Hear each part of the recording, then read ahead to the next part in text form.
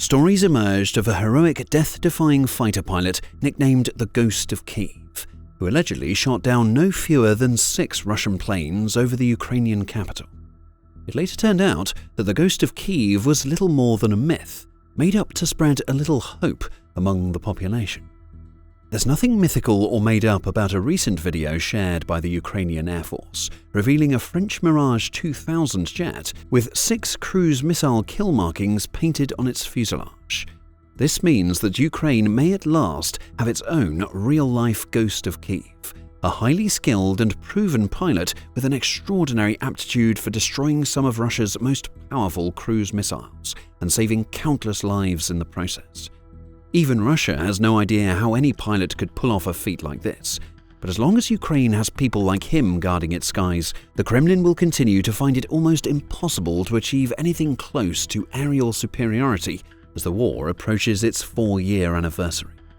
On November the 17th, the official X account for the Ukrainian Air Force posted a video along with the caption, "Mirage 2000 of the Ukrainian Air Force flies on a combat mission, awaiting good news from France, together to victory."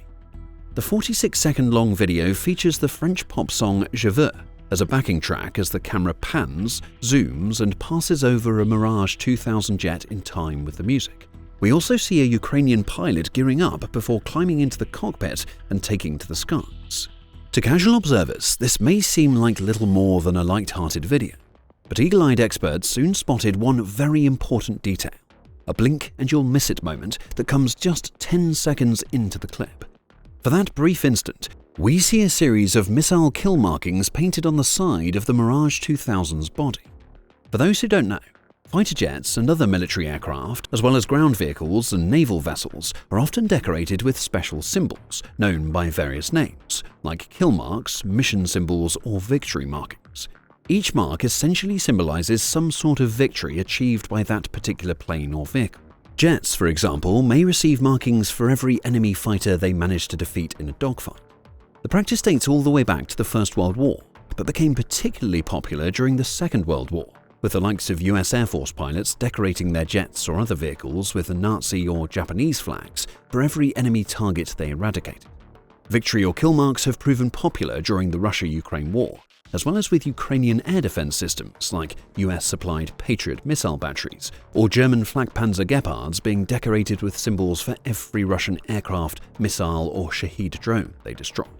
This, however, is one of the only times we've seen such an impressive series of kill markings lined up on the side of a Ukrainian fighter jet, and closer inspection of those markings suggests that each one may represent Russian Kh-101 or Kh-555 missiles, with many experts leaning towards the former. The Kh-101 ranks among Russia's best and most commonly used cruise missiles in Ukraine. Capable of reaching peak speeds of Mach 0.8, which is around 610 miles per hour, or just a little less than the speed of sound, these missiles were initially developed during the 1980s and first tested in the 1990s, but didn't officially enter service until 2012. They were designed exclusively for in-air launch and are powered by TRDD-50A turbojet engines, giving them a maximum operational range of close to 2,200 miles, 3,500 kilometers. Each one carries a conventional warhead weighing in at 880 pounds or 400 kilograms, though Russia has also developed a separate variant, the Kh-102, which can carry nuclear warheads as well. Each Kh-101 is said to cost upwards of £2 million, and these missiles have dealt numerous devastating blows to important military and civilian infrastructure across Ukraine since the war began. Mere days into the invasion, for example, reports emerged of approximately 8 Kh-101 cruise missiles launched by Tu-160 and Tu-95MS strategic bombers above the Black Sea, targeting Vinnytsia International Airport. More recently, in the massive missile attacks of July 8, 2024, Russia once more relied on a sizable salvo of Kh-101 missiles, targeting locations like the Artem machine building plant in Kyiv, as well as a children's hospital, also in the Ukrainian capital city. In short, these kinds of missiles have led to a lot of loss and grief in numerous locations across Ukraine, and many modern cruise missiles, including the Kh-101, are notoriously difficult to intercept due to their high flying speeds, low-altitude flight paths, and stealthy designs that allow them to effectively evade enemy radars and air defense systems as they approach their targets. It's inspiring, therefore, to see that a Ukrainian pilot on board a French jet has seemingly managed to take out at least half a dozen of these missiles, wiping out more than $12 million worth of Russian munitions all by himself. Each and every missile taken out not only means that the Kremlin has wasted one of its most expensive assets, but it also means that a potential disaster, like the destruction of another children's hospital, has been averted. At the same time, the Mirage 2000 is most certainly one of the few fighter jets capable of pulling off a feat of this kind. Developed by Dassault Aviation, France's primary military aircraft manufacturer, which also made the world-famous Rafale, the Mirage 2000 is a multi-role, single-engine, fourth-generation fighter jet that was designed back in the late 1970s as the successor to the Mirage 3. It made its first flight in March 1978, but didn't officially enter service with the French Air Force until 1984. Despite not exactly being the newest jet on the block anymore, it's still widely considered a very capable, reliable, and well-made model, with a number of impressive technical specifications and unique strengths that place it ahead of many contemporary counterparts. It measures up at around 46 feet, 14 meters in length, with a wingspan of almost 30 feet, 9 meters, and a height of 17 feet, just over 5 meters. In terms of weight, the Mirage 2000 tips the scales at around 16,500 pounds, 7,500 kilograms, when empty, with a maximum takeoff weight of approximately 37,500 pounds, or 17,000 kilograms. It's powered by a Snecma M53P2 afterburning turbofan engine, capable of generating over 95 kilonewtons of thrust with the afterburners enabled. And it can reach peak speeds of Mach 2.2, or close to 1,700 miles per hour at high altitudes. Its maximum range in its standard configuration is approximately 960 miles, or 1,550 kilometers, though it can be configured to travel significantly further, and it can ascend to heights of over 55,000 feet, or 17,000 meters. As far as armaments are concerned, the Mirage 2000 comes equipped as standard with a pair of 30mm DEFA 554 cannons, with approximately 125 rounds per cannon, each one capable of firing up to 1,800 rounds per minute. That jet also comes fitted with no less than 9 hardpoints, 4 under the wings and 5 under the fuselage, for transporting external fuel tanks or ordnance with a total maximum capacity of 13,900 pounds, 6,300 kilograms. To take out tougher reinforced targets, the Mirage 2000 can also carry out an array of air-to-air missiles, like the Matra R550 Magic II and the Matra Super 530D missiles, as well as air-to-surface armaments, like laser-guided bombs, Exocet anti-ship missiles, and even nuclear cruise missiles in certain configurations too. In terms of avionics and defense capacities, the Mirage 2000 continues to impress. Depending on the variant, it can come equipped with a range of radar systems to help detect enemy targets or incoming threats, and also boasts a range of self-defense systems like radar warning receivers, chaff and flare dispensers, and electronic communication jammers. All in all, this jet covers all the bases of attack, defense, stealth, and maneuverability. Its powerful engine provides the necessary thrust and rapid acceleration speeds for it to rapidly ascend into the air and evade enemy targets, while its smart delta wing design provides a nice balance between speed, simplicity, and agility in the air. The fact that it can be equipped with so many different bombs, missiles, and other payloads also makes it one of the most versatile Western jets in operation today, as it can be configured for all kinds of missions, including air superiority operations, ground attacks, and even strikes on naval targets too. With impressive range, an easy-to-maintain engine, especially compared to more complex twin-engine jets, and strong defensive features too, it's a jet that offers consistent value for any Air Force fortunate enough to have one or more Mirages in its ranks. What's more, while some more modern jets may have more advanced tech specs, any are yet to be tested in real-world battlefield conditions. The Mirage 2000, meanwhile, has more than proven itself over the years, being used by numerous air forces around the world, including the air forces of France, Egypt, Greece, Brazil, Taiwan, India, the United Arab Emirates, and, as of this year, Ukraine as well. Indeed, France originally announced that it was set to send a batch of Mirage 2000 fighters to Kyiv back in 2024, and in February of this year, the French defense minister at the time, Sébastien Lecornu, who is now France's Prime Minister, confirmed on X that the first jets had already arrived. June 6, 2024, Emmanuel Macron announced the delivery of French Mirage 2000s to Ukraine. The first of them arrived in Ukraine today. With Ukrainian pilots on board, trained for several months in France, they will now participate in defending Ukraine's skies. As Le Cornu stated, several Ukrainian pilots travelled to France to undergo training in how to effectively pilot and operate the Mirage 2000. It's believed that the training took place at the Nancy Air Base in northeast France and lasted for around 5 to 6 months in total. And it must have been quite an effective program, given the fact that at least one of the pilots involved has seemingly gone on to take out so many of Russia's high-end cruise missiles. In terms of numbers, the French government has so far promised to supply 6 of these jets to Ukraine, though Kyiv's commanders have reportedly been asking for double that amount. Given that France still operates a fleet of approximately 24 to 28 Mirage 2000 5F units, it's possible that more could end up in Ukraine in the months to come. But Ukraine might not need them, as its President Volodymyr Zelensky just signed a letter of intent with France to obtain a whopping 100 Dassault Rafale fighter jets in a bid to make Ukraine's air force one of the strongest on the planet. Zelensky was actually in Paris finalizing the terms of this deal around the same time that the Ukrainian Air Force shared its Mirage 2000 video.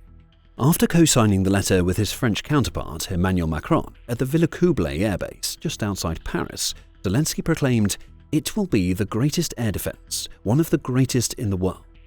Zelensky went on to explain that, as well as the Rafales, the letter also opens the door for Ukraine to acquire an array of other aerial and air defense assets, including SAMP-T air defense systems, new radars, Scalp air-launched cruise missiles, and AASM Hammer aerial bombs. This should dramatically strengthen Kyiv's airborne arsenal, and it's a clear sign that Ukraine is not backing down from the fight, but instead doing everything in its power to rearm and rebuild its military to be even stronger as the conflict draws ever closer to entering its 5th year. And this deal couldn't have come at a more important moment, because Russia is ramping up its attacks. Recent days and weeks have seen a marked increase in drone and missile strikes across Ukraine, while the Russian Defense Ministry has made claims regarding the capture of several small villages in the Kyiv, Donetsk, Dnipropetrovsk and Zaporizhia regions. Ukraine needs all the assistance it can get to keep its exceptional air defense network up and running and fend off the majority of Russia's aerial attacks, which are only likely to become more intense and aggressive as the war continues. Just days ago, for example, on November the 14th, Russia once more sent massive swarms of drones and missiles over the border and into Ukraine, with Zelensky estimating totals of 430 drones and 18 missiles, many of which directly targeted Kyiv. Images and videos captured across the Ukrainian capital showed flames and smoke rising above several of the city's districts, while residents ran for their lives or huddled together among the rubble and wreckage. And while the Ukrainian Air Force was once more able to bring down the majority of the Kremlin's drones and missiles, as it has done on a near nightly basis for many months now, some of Russia's weapons still managed to slip by Kyiv's defenses, causing widespread damage and loss of life, with the likes of high-rise apartment buildings, administrative facilities, a medical building and a school all being damaged or destroyed. 6 people were killed in Kyiv, with 2 more fatalities in the southern part of Ukraine and dozens more injured. These kinds of attacks are regular, recurring occurrences, and Ukraine has no other option but to face them head-on and do whatever it can to limit the damage and losses to a minimum. Fortunately, this new deal with France will massively help with that. The Mirage 2000 is already an excellent jet, and with only a handful of units, Ukraine has already been able to stop at least some of Russia's missiles. There's no telling how much stronger its aerial forces will become with up to 100 Rafales in their ranks. Because while the Rafale isn't technically a successor to the Mirage 2000, it is a superior jet in almost every conceivable metric. To start with, it's a more modern and powerful creation, designed right from the start as a highly flexible omni-role fighter with modular avionics and state-of-the-art sensors, capable of carrying out air superiority, maritime, strike, and reconnaissance missions, whereas the Mirage was initially conceived for air defense operations, only later being adapted to other roles. The Rafale also comes equipped with not 1 but 2 Snecma M88 engines, delivering superior acceleration and agility compared to the Mirage 2000, plus supercruise capacities, which allow the Rafale to fly at supersonic speeds without necessarily needing to engage its afterburners. The second engine also provides a layer of redundancy, so that even if one engine is damaged or fails for some other reason, the jet has a stronger chance of staying in the air and surviving long enough to make it back to base. Agility-wise too, the Rafale has the edge. Both it and the Mirage 2000 have similar delta wing designs, but the Rafale boasts several small yet significant extra touches, like its active canards that provide a major maneuverability boost and its more modern flight control system, helping this jet cement its status as one of the most agile fighters of its generation. In terms of tech, the Rafale comes fitted with RBE2 AESA radar and infrared search and track IRST systems, along with the world-leading Spectra electronic warfare suite, almost 5th-generation standard sensor fusion technology, and numerous other add-ons to provide pilots with unparalleled levels of situational awareness. And even though the Mirage is famed for its flexible weapons configurations, the Rafale takes things even further, boasting 14 hardpoints with a maximum payload of up to 9.5 tons. It's able to carry everything from Scalp cruise missiles and AASM smart bombs to long-range BVR missiles and even nuclear warheads as well. This opens up new roles, new opportunities, and new ways to surprise and destroy enemy targets, like reinforced pieces of infrastructure. Even in terms of survivability, the Rafale goes above and beyond the already high standards set by the Mirage 2000. Its aforementioned twin-engine redundancy is an important bonus, along with the excellent Spectra EW suite for jamming enemy radars and communications, as well as detecting and evading enemy threats. It also boasts a low radar cross-section design, making it much harder for enemy radars to spot this jet until it's too late. Overall, whether in terms of sensors, weapons, agility, range, payload, or technology, the Rafale is not just better than the Mirage, but also one of the best jets in the world today. And it's not the only jet the Ukraine is interested in acquiring.